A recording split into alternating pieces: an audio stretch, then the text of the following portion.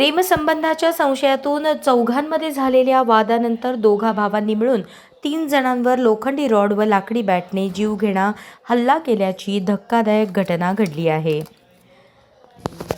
या प्रकरणात फौजदार चावडी पोलीस ठाण्यात आरोपींविरोधात गुन्हा दाखल करण्यात आला आहे।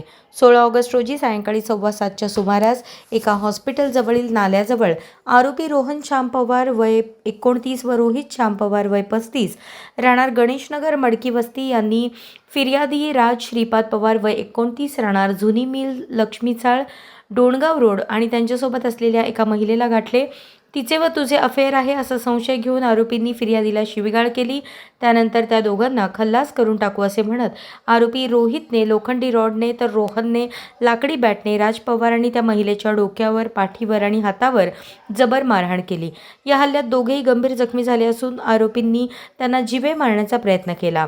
या दरम्यान भांडण सोडवण्यासाठी आलेला फिर्यादीचा भाऊ राकेश पवार यालाही आरोपींनी पाठीवर आणि बरगडीवर मारहाण करून गंभीर जखमी केले। पुढील तपास सहाय्यक पोलीस निरीक्षक पाटील करत आहेत। अशाच नवनवीन अपडेटसाठी जनता राज्य न्यूज चॅनलला सबस्क्राईब करा, लाईक करा आणि शेअर करायला विसरू नका।